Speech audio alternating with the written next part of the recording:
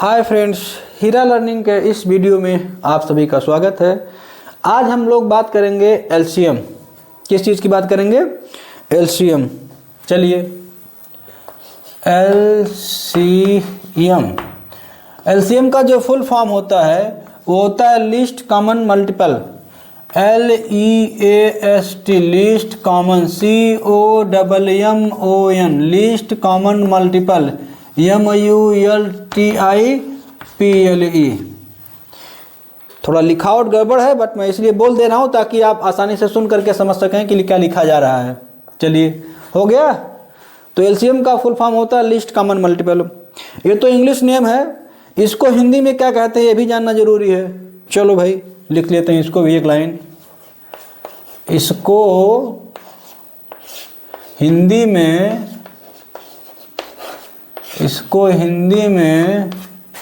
लघुत्तम समापवर्तक, इसको हिंदी में लघुत्तम समापवर्तक, इसको हिंदी में लघुत्तम समापवर्तक, इसका शॉर्ट रूप लासा होता है। नाम आप लोग सुने होंगे, बस याद नहीं आ रहा होगा। हिंदी में लघुत्तम समापवर्तक लासा कहते हैं। ठीक, तो ये हो गया। अब एलसीएम निकालने के कई तरीके होते हैं, ठीक है, तो उसको हम लोग एक एक करके लिखेंगे और उसको समझेंगे। तो चलिए चलते हैं। पहला हम लोग लिखते हैं गुणज विधि। क्या लिखते हैं? गुणज विधि। पहला हम लोग लिखेंगे गुणज विधि। ये हो गया हिंदी नियम गुणज विधि। इंग्लिश में इसको क्या बोलते हैं? इंग्लिश में इसको बोलते हैं multiple method, MULTIPLE, multiple method, METHOD। ठीक, तो ये आपका हो गया मल्टीपल मेथड। चलो, एलसीएम का फुल फॉर्म हो गया लिस्ट कॉमन मल्टीपल। इसको हिंदी में लघुत्तम समापवर्तक के नाम से जानते हैं। इसी दोनों का शॉर्ट रूप ये आपका लासा लिख दिया गया है। ला से लघुत्तम, सा से समापवर्तक। आप इतना बड़ा नहीं कह पाते हैं तो आसानी से इतना कर लेते हैं, लासा निकालिए। और लासा निकालने के कई तरीके, जिसमें से पहला तरीका हमने लिखा है गुणज विधि। तो गुणज विधि में अब हम लोग उदाहरण लेंगे और उसको लगाएंगे कि कैसे लगाया जाता है गुणज विधि। तो चलिए उदाहरण लिखते हैं हम लोग। उदाहरण, चलिए भाई, उदाहरण में एक नंबर लीजिए आप। कोई पहला क्वेश्चन आप ले लीजिए। मान लीजिए आपसे कह दिया गया कि आप 4 और जो आप कहिए वही लगाएं, कोई दिक्कत नहीं है। 4 और 6 का आप चाहे एलसीएम लिखिए और आप चाहे लासा लिखिए, दोनों एक ही चीज़ है। एलसीएम क्या होगा? ठीक, चलिए आप सॉल्यूशन करिए इसका सॉल्यूशन करिए।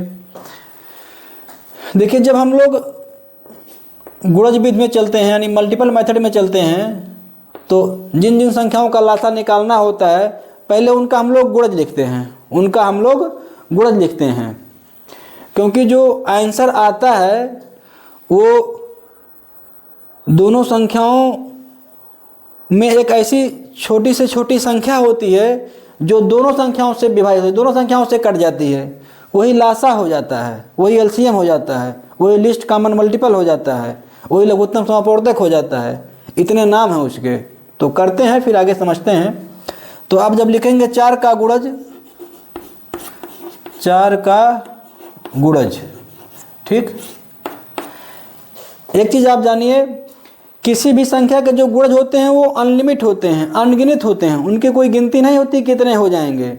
आप 4 को अगर आपका गुणज लिखना है, आप 4 में ऐसे चाहे जितनी संख्या लाइए आप उसको लिखते जाइए, गुणा करते जाइए, लिखते जाइए, गुणा करते जाइए, इससे आपको संख्याएं प्राप्त होती चली जाएंगी। उनका अंत नहीं होता है। किसी भी संख्या अगर आपको गुणज लिखना हो तो उसका अंत नहीं होता। फिलहाल हम शुरुआत कर लेते हैं और हमको शुरुआत से 4 से 5 संख्याओं तक जो है लिखना होता है। इसके बाद हम लोग डॉट कर देते हैं, आवश्यकता अनुसार फिर आगे लिखते हैं। चलिए, अगर आपको 4 का गुणज लिखना है तो 4 एकम 4, 4 दूनी 8, 4 तियाँ 12, 4 चौक 16, 4 पच्चे 20। 4 से 5 स्टेप तक लिखिए, उसके बाद आप छोड़ने का मतलब आप डॉट डॉट लगा दीजिए, ठीक। क्योंकि ये दर्शा रहा है कि ये क्या है, अनगिनत है, यानी अनलिमिट है, इसकी कोई लिमिट नहीं है। इसके बाद छा का आप लिखिए, छा का आप लिखिए, छा का गुणज। आप जब छा का गुणज लिखेंगे तो 6 एकम 6, 6 दूनी 12, 6 त्रिक 18 और 6 चौक 24 और 6 पच्चे 30। 5 स्टेप तक आप लिख के इसके बाद छोड़ दीजिए।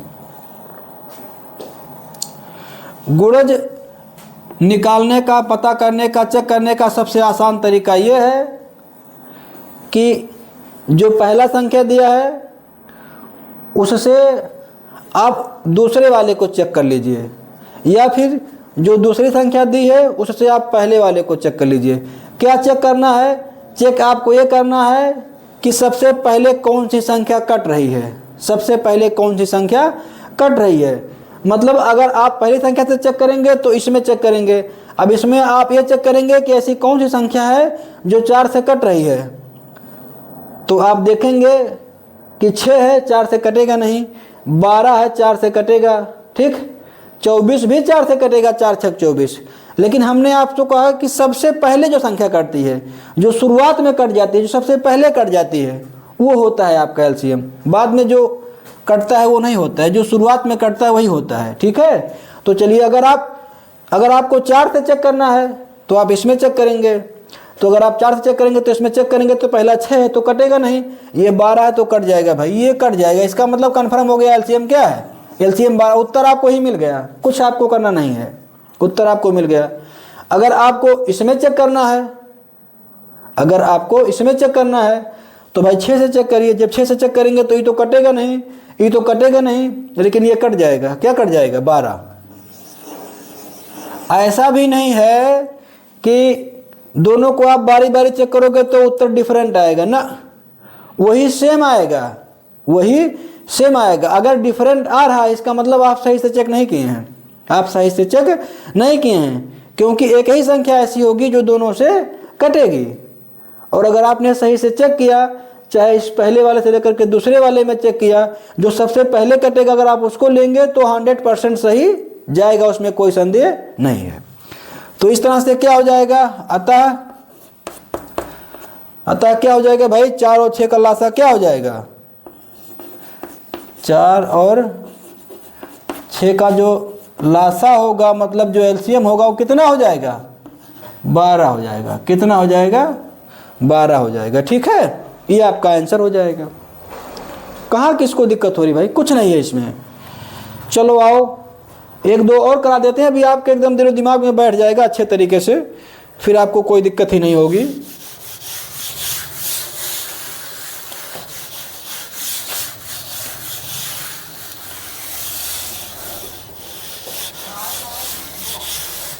आप कोई संख्या बताना चाहो तो बताओ, नहीं तो मैं कराऊं।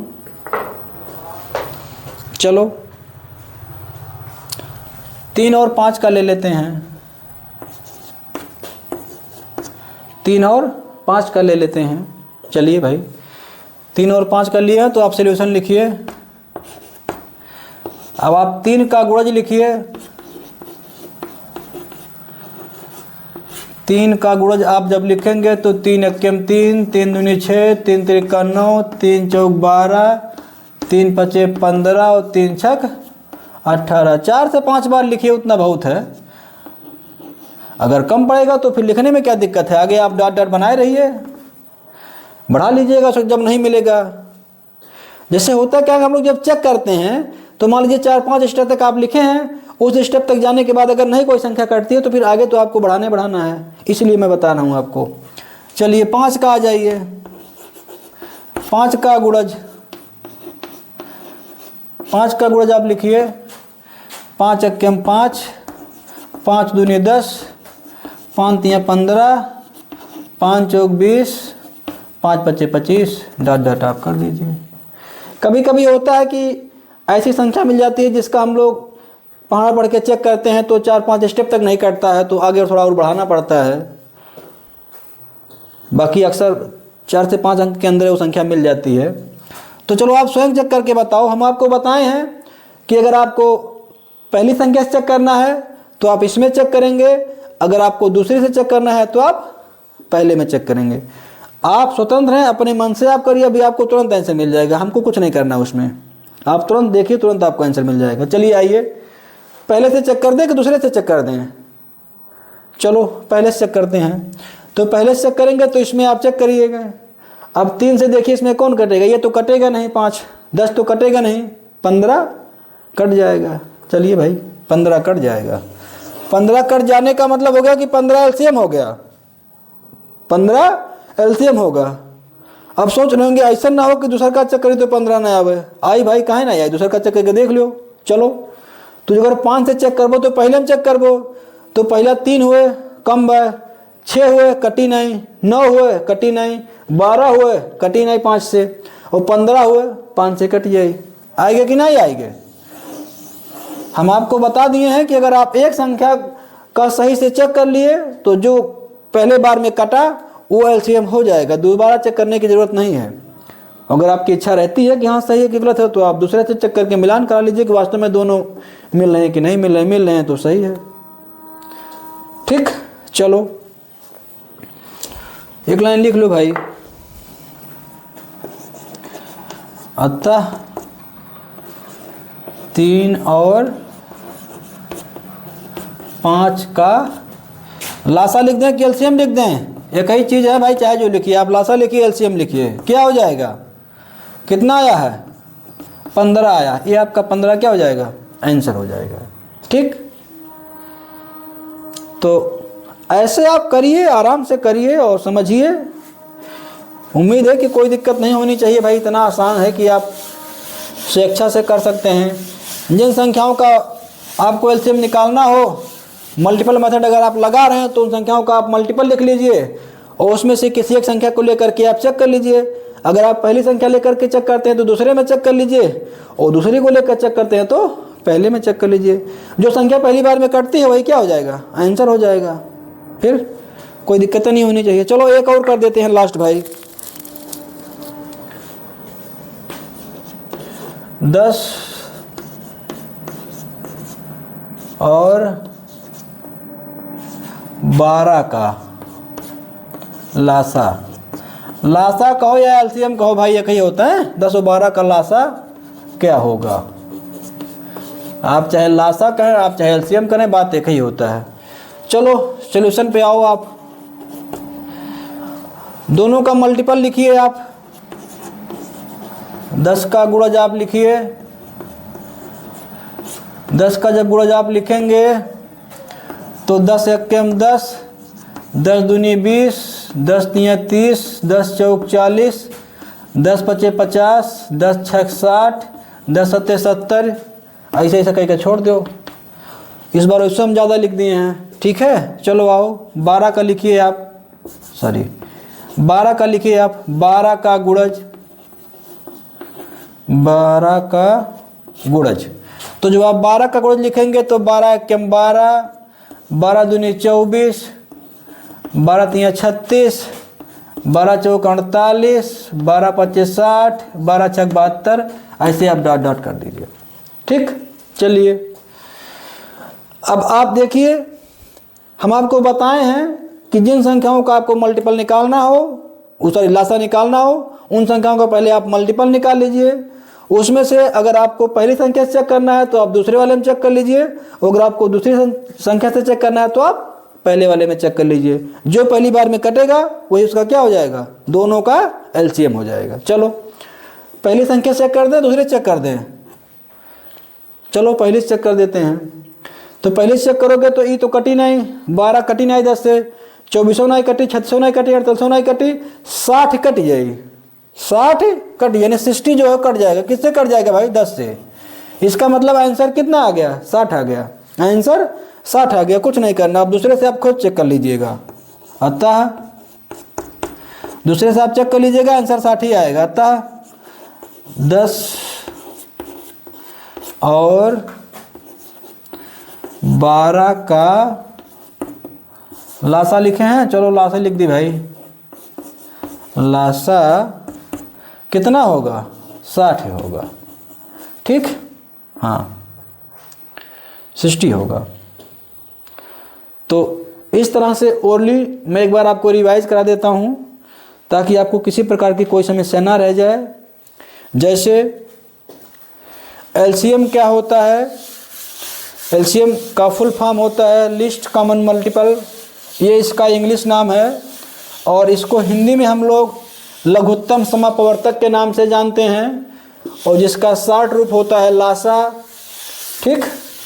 और इसको निकालने की कई विधियां हैं जिसमें हमने पहला शुरू किया था गुणज विधि, मतलब मल्टीपल मेथड, और इसमें हम आपको बताए हैं कि जो संख्याएं दी रहती हैं उन संख्याओं को आपको मल्टीपल लिखना होता है, उन संख्याओं का आप मल्टीपल लिखेंगे और मल्टीपल लिखने के बाद आपको ये देखना होता है फाइनल कि दोनों में ऐसा कौन सा मल्टीपल है जो दोनों से पूरी विभाजित हो जाता है।